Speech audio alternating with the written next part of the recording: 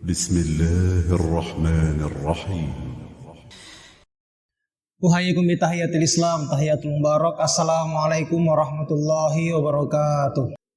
Alhamdulillahirabbil alamin wa bihi nasta'in wa ala umuri dunya waddin. Wassalatu wassalamu ala asyrafil anbiya'i wal mursalin wa ala alihi wa sahbihi ajma'in. Amma ba'd, kaum muslimin dan muslimat yang dimuliakan oleh Allah Subhanahu wa taala. Pada kesempatan hari ini marilah kita senantiasa memanjatkan rasa syukur kehadirat Allah Rabbul Alamin yang sampai hari ini memberikan kita berbagai macam nikmat, nikmat kesempatan, nikmat kesehatan, terlebih-lebih lagi nikmat iman dan Islam yang masih bersemayam dalam diri kita semua. Salam serta sholawat senantiasa kita kirimkan kepada junjungan Nabiullah Muhammad SAW. Beliau adalah tauladan kita dalam seluruh aspek kehidupan. Yang dalam Al-Quran Allah Subhanahu wa ta'ala berfirman, a'udzubillahi minasyaitonirrajim, laqad kana lakum fi rasulillahi uswatun hasanah liman kana yarjullah wal yawmal akhir wa dzakarallaha katsira.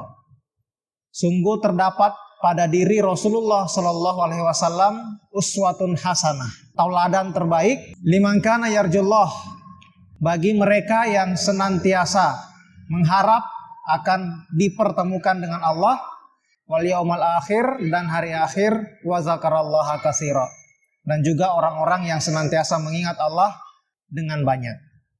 Ma'asyiral muslimin wal muslimat yang berbahagia, pada kesempatan kali ini insyaallah kita akan melanjutkan kajian kita, yang mana rujukan dalam kajian kali ini diambil dari kitab yang berjudul Adabul Mufrad di bab 9, yaitu hadis yang ke-19, yaitu bab tentang berlaku baik kepada kedua orang tua selagi mereka tidak memerintahkan untuk berbuat maksiat. Sekali lagi jamaah sekalian, bahkan orang tua sekalipun, kalau ada yang kemudian memerintahkan kita, anak-anaknya, untuk berlaku maksiat, misalnya, nak, tinggalkan sholat ya, nggak usah sholat. Atau misalnya di bulan Ramadan, orang tua kita mengatakan kepada kita, nak, nggak usah capek-capek puasa, makan saja, minum saja. Maka ada sebuah ungkapan yang mengatakan, la ta'ata fi makhlukin fi maksiatillah. Tidak ada ketaatan sedikit pun kepada makhluk apabila makhluk itu menyuruh untuk berbuat maksiat kepada Allah, sekalipun atau bahkan itu dari orang tua. Tapi jika tidak ada perintah yang berbau maksiat dari orang tua, maka kita wajib memberikan perlakuan terbaik kita kepada kedua orang tua kita, berbakti, mengkhidmatkan diri kita kepada kedua orang tua kita. Jamaah sekalian, sekarang kita ke hadis ke-19. Haddatsana Muhammad bin Katsir qala haddatsana Sufyan an Atha bin Sa'ib an abihi an Abdullah bin Amr qala jaa rajulun ila Nabi sallallahu alaihi wasallam faqala ji'tu abayaka alal hijrah wa taraktu abawayya yabkiyani qala irji' ilaihima fa'adhikhuma kama abkaitahuma. Dari Muhammad bin Katsir, ia berkata Sufyan dari Atha bin Sa'ib dari ayahnya, dari Abdullah bin Amr, ia berkata, ada seseorang yang mendatangi Rasulullah Shallallahu Alaihi Wasallam. Fakola, lalu ia berkata, mohon maaf tadi keliru. Jitu ubayi uka, kata laki-laki ini kepada Nabi, wahai Nabi, aku datang dengan maksud ingin berbaiat denganmu, alal hijrah, untuk ikut hijrah bersamamu. Nah, karena niat ini, kata pemuda itu, aku meninggalkan kedua orang tuaku, yang mengakibatkan kedua orang tuaku itu menangis. Qala, lalu Nabi bersabda kembali kepada mereka, buatlah ia tertawa sebagaimana engkau membuatnya menangis. Sekarang kita lanjut jamaah sekalian, masih di bab yang sama, bab 9, hadis nomor 20. Ini diriwayatkan oleh Imam Bukhari dalam kitab jihad. Babul jihad biiznil walidain. Dan juga dalam kitab Sahih Muslim, dalam kitab Al-Birru Wasilah wal Adab. Telah berkata Ali bin Jad, dia berkata, telah memberi kabar kepada kami Syu'bah dari Habib, dari Abi Sabit, dia berkata, aku mendengar Abu Abbas Al-A'ma dari Abdullah bin Amr. Ia berkata, Ja'a rajulun ilan Nabi sallallahu alaihi wasallam. Telah datang seseorang kepada Nabi sallallahu alaihi wasallam, yuridul jihada. Dia mau berangkat jihad. Nah, jihad dalam hadis ini konteksnya adalah jihad al-qital, jihad perang. Faqala, lalu Nabi Sallallahu Alaihi Wasallam berkata kepadanya dalam bentuk interrogatif, yaitu dengan kalimat pertanyaan. Ahayyun walidak, Nabi bertanya kepada pemuda itu, apakah kedua orang tuamu masih hidup? Qala, ia kemudian menjawab, Naam. Faqala fafihima fajahid. Dijawab pemuda tadi, iya, orang tuanya masih hidup keduanya. Lalu kata Nabi, fafihima fajahid. Engkau berbakti kepada keduanya dan berjihadlah kepadanya. Maksudnya ada dalam penjelasan syarah dari kitab ini. Dalam kitab syarahnya Rasyul Barat disebutkan yang pertama adalah bagian syarah kata per katanya. Ada dua yang dijelaskan di sini. Yang pertama kata rojulun. Disebutkan qala al-Hafiz Ibnu Hajar yahtamilu ayyakuna huwa Jahimah bin Abbas bin Mirdas. Nah, jadi menurut Al-Hafiz Imam Ibnu Hajar ini mengatakan bahwa rojul yang dimaksud dalam hadis ini kira-kira adalah sahabat yang bernama Jahimah bin Abbas bin Mirdas. Lalu kemudian kata yang kedua adalah fajahid. Dimaknai bahwa jahid nafsaka awis syaiton fi tahsili ridhohuma. Jadi kalimat fajahid dalam hadis Nabi tersebut diartikan bahwa berjihadlah untuk melawan hawa nafsumu dan juga melawan bisikan syaitan agar dapat menghasilkan keridhaan dari kedua orang tua si pemuda itu yang masih hidup. Jadi itu maksudnya. Tentu dalam konteks yang sebelumnya, ketika kita melihat hadis ini yang mana si pemuda tadi niatnya mendatangi Nabi, menyampaikan maksudnya untuk bisa ikut berjihad bersama pasukan kaum muslim, berjihad di medan perang.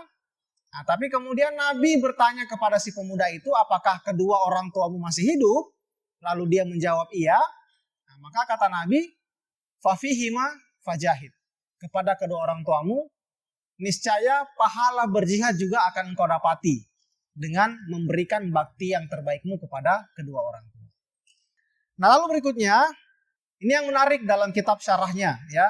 Dan inilah yang sesungguhnya akan menambah wawasan kita dalam memahami hadis Nabi dalam kitab Adabul Mufrad ini. Jadi dalam kitab syarah ini disebutkan ya, fiqhul hadis. Hal-hal yang berkaitan dengan fikih yang terdapat dalam hadis ini. Yang pertama, oleh pengarang kitab syarah ini disebutkan bahwa fadlu birril walidain wa azmu haqqihima wa kasratu sawab ala birrihim. Disebutkan bahwa dari hadis ini, hadis nomor ke-20 dalam kitab Adabul Mufrad ini memberikan kita informasi bahwa ada keutamaan berbakti kepada kedua orang tua dan juga keutamaan untuk memenuhi haknya. Wa kasratu sawab ala birrihima. Dan juga selain itu terdapat pahala yang melimpah, pahala yang banyak dari amal kita, aktivitas kita, kegiatan kita berupa memberikan bakti terbaik kita kepada kedua orang tua.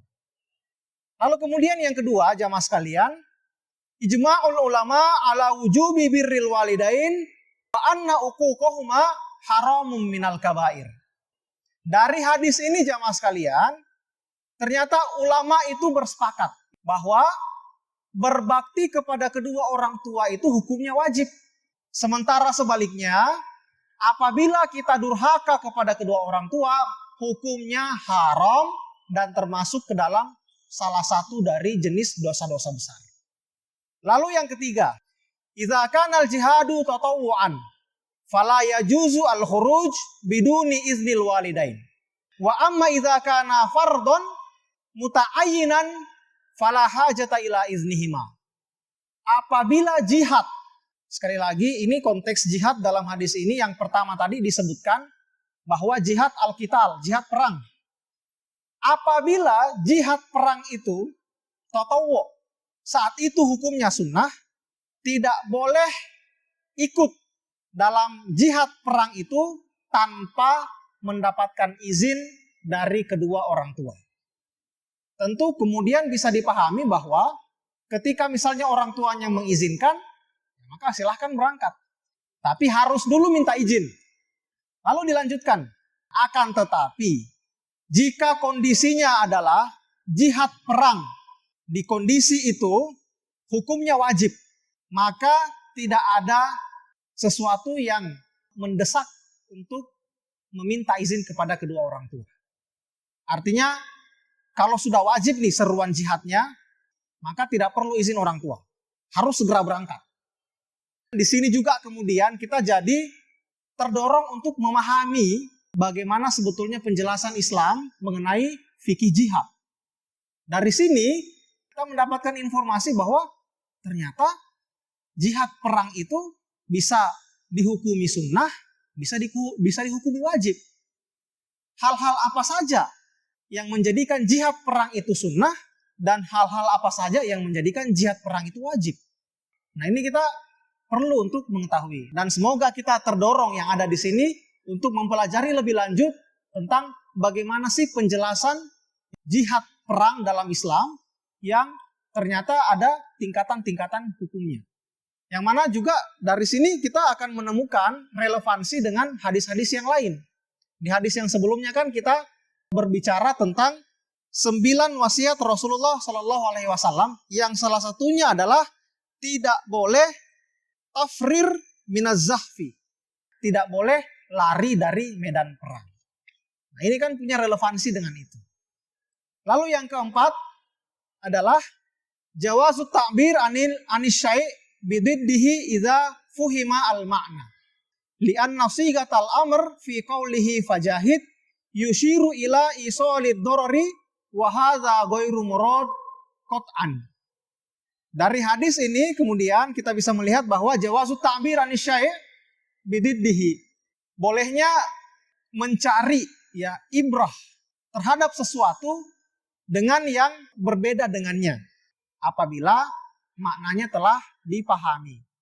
Lalu dilanjutkan sebab perintah Nabi dalam hadisnya itu fafihima fajahid tadi, kalimat fajahid itu menunjukkan bahwa atau mengisyaratkan bahwa itu bermaksud pada sesuatu yang dalam tanda petik darurat dan itu bukanlah maksud yang pasti atau satu-satunya yang dimaksud oleh Nabi. Nah, tapi dari hadis ini kita kemudian mendapatkan wawasan yang baru. Bahwa ternyata ada pintu yang terbuka untuk memahami bahwa dalam hadis Nabi tadi kan disebutkan fajahid, maka berjihadlah. Nah, ternyata jihad di sini ya bisa dimaknai tidak hanya berperang, tapi juga berbakti kepada kedua orang tua, insya Allah pahalanya seperti orang yang berjihad. Nah, ini kemudian jadi bisa terbuka pada konteks-konteks yang lain. Lalu yang terakhir jamaah sekalian, fikul hadis, poin kelima adalah inna birrul walidaini qad yakunu afdalu minal jihad. Bahwa berbakti kepada kedua orang tua kadang-kadang bisa lebih utama daripada berjihad. Karena ada dialog antara Nabi dengan seorang pemuda yang mana pemuda itu mau jihad sebetulnya, tapi karena orang tuanya masih hidup, kata Nabi, pulang kembali kepada kedua orang tuamu dan berikan bakti terbaikmu, insya Allah itu akan sama pahalanya dengan jihad yang engkau niatkan untuk ikut bersama kaum muslimin. Hadirin kaum muslimin yang dimuliakan oleh Allah Subhanahu wa taala. Lalu berikutnya sekarang kita masuk ke dalam hadis yang ke-21 di bab yang selanjutnya, bab ke-10. Babu man adroka walidayhi falam yadkhulul jannah. Bab tentang seseorang yang mendapati kedua orang tuanya masih hidup, falam yadkhulul jannah, sementara dia tidak memperoleh hadiah berupa surga. Apa bunyi dari hadis yang ke-21 ini dalam bab yang ke-10? Haddatsana Khalid bin Makhlad qala haddatsana Sulaiman bin Bilal qala haddatsana Suhail an Abi Hurairah anin Nabi sallallahu alaihi wasallam. Rogima anfuhu. Qalu ya Rasulullah, man? Qala man adroka walidayhi indal kibari au ahadahuma fadakhalan nar. Hadis ini dalam Sahih Muslim dalam kitab Al-Birru Wasilah wal Adab. Dari Khalid bin Makhlad ia berkata, dari Sulaiman bin Bilal ia berkata, dari Suhail dari bapaknya, dari Abu Hurairah radhiyallahu anhu, dari Nabi sallallahu alaihi wasallam ia berkata, rogima anfuhu. Nah, jadi ini istilah rogima anfuhu. Ini tidak bisa dipisahkan. Karena kalau diartikan satu persatu, kita akan sulit memahami artinya. Karena anfun ini artinya hidung. Rogima, celaka gitu. Jadi kalau diartikan itu secara utuh, kalau dalam bahasa itu dia adalah merupakan idiom. Jadi tidak bisa dipisahkan antara satu dengan yang lain. Rogima anfuhu ini diartikan celaka. Dan ini oleh Nabi dalam hadis ini diulang sebanyak 3 kali. Celakalah, celakalah, celakalah. Nah, mendengar ini sahabat Nabi yang ada atau berada di sekitar Nabi yang mendengarkan perkataan Nabi celaka-celaka sebanyak 3 kali itu, lantas bertanya, wahai Nabi, siapakah yang engkau maksud celaka yang bahkan sampai engkau ulang-ulang 3 kali? Lalu Nabi menjawab, barang siapa yang mendapati kedua orang tuanya masih hidup di usianya yang sudah uzur begitu, ataupun mungkin yang belum uzur gitu ya, atau salah satu dari keduanya, apakah mungkin yang masih hidup ayahnya atau mungkin ibunya, lalu kemudian dia justru masuk neraka. Nah, apa maksud dari hadis ini jamaah sekalian? Nah, tapi di sini saya kira kita semua bisa memahami bahwa dari hadis Nabi ini kita memahami bahwa orang tua kita ini sesungguhnya tiket masuk surga bagi kita di akhirat nanti. Karena kata Nabi dalam hadisnya, celaka bahkan 3 kali bagi orang yang mendapati kedua orang tuanya tapi dia justru masuk neraka. Artinya apa? Di sini kita memahami bahwa dengan memberikan bakti kita yang terbaik kepada kedua orang tua, dan lantas dengan begitu kedua orang tua kita ridho kepada kita, insya Allah kita anak-anaknya akan mendapatkan pahala surga kelak insya Allah. Jadi bersyukurlah kita ini, yang kalau orang tuanya masih hidup, kita berikan bakti terbaik kita kepada kedua orang tua. Bagaimanapun kondisinya sekarang.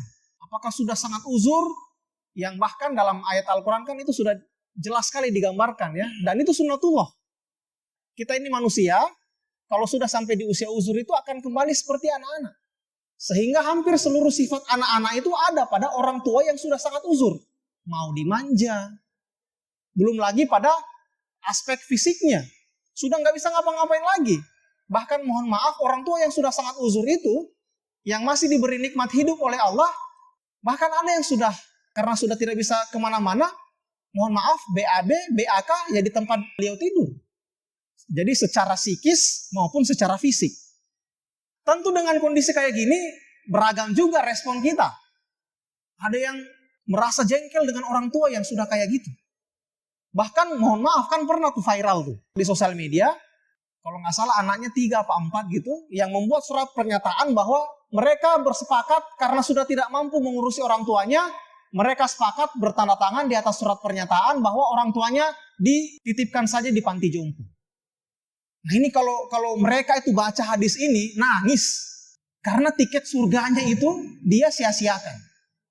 Saya kira kalau memahami betul makna hadis ini, pasti mereka tidak akan mau. Akan dia tarik pernyataannya itu.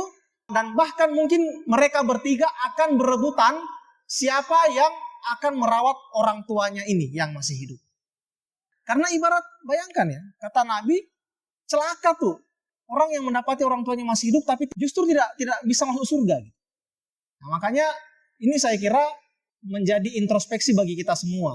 Kita syukur sekali jika orang tua kita masih hidup. Tentu dengan syarat gitu. Kita memberikan bakti terbaik kita kepada mereka. Baik keduanya masih hidup ataupun salah satunya. Nah jamaah sekalian, kita kemudian coba melihat. Ini yang pertama dari syarah kata-katanya dulu. Rogima asluhu lasiqa anfuhu birrigam. Maknahu zallun wa khaziyun. Dalam syarahnya disebutkan bahwa makna dari rogima anfun itu adalah rendah atau hina. Wahiyya kinayatun an husuli ghayati zal wal hawan. Lalu berikutnya fiqhul hadisnya adalah yang pertama al-hassu ala birril walidain wa bayanu azmi sawabihi wa tahziru min uquqihima wa azmu iqabihima. Jadi anjuran untuk berbakti kepada orang tua dan penjelasan mengenai besarnya pahala yang didapatkan dari berbakti kepada kedua orang tua. Dan sebaliknya, ancaman kepada orang yang durhaka kepada kedua orang tuanya. Lalu yang kedua, birrul walidain inda kibarihima wa dha'ifihima bil khidmati awin nafaqah sababu lidukhulil jannah. Ketika kita berbakti kepada kedua orang tua, terkhusus apalagi orang tua kita sudah sangat uzur, yang secara fisik sudah sangat tidak mampu, sudah lemah, dan memberikan khidmah terbaik kita kepada kedua orang tua, menjadi apa? Sababun lidukhulil jannah. Menjadi sebab kita masuk surga. Wa man qasara fi adai hukukihima lam yadkhulul jannah wa arghamullahu anfah. Sementara orang yang meninggalkan untuk berbakti kepada kedua orang tua, terkhusus apabila mereka atau salah satunya sudah sangat renta, sudah sangat uzur, maka dalam penjelasan ini disebutkan bahwa dia tidak akan masuk surga dan akan mendapati dirinya celaka karena itu. Lalu yang terakhir adalah istihbabu i'adatil kalam salasan liyufham. Disunnahkannya atau ya dianjurkan mengulangi perkataan sebanyak 3 kali agar apa? Dengan maksud lawan bicara kita itu bisa paham. Jadi kalau misalnya ada orang yang sudah ngomong dan itu diulang-ulang sampai 3 kali, itu berarti ada penekanan yang luar biasa di situ. Ya, ada stressing, ada sesuatu yang oleh si penyampai pesan itu betul-betul diharapkan bisa didengarkan atau diperhatikan oleh si penerima pesan. Agar lawan bicara itu bisa paham. Nah barangkali ini dulu yang dapat kami sampaikan pada kesempatan yang berbahagia ini. Semoga memberikan manfaat bagi kita semua.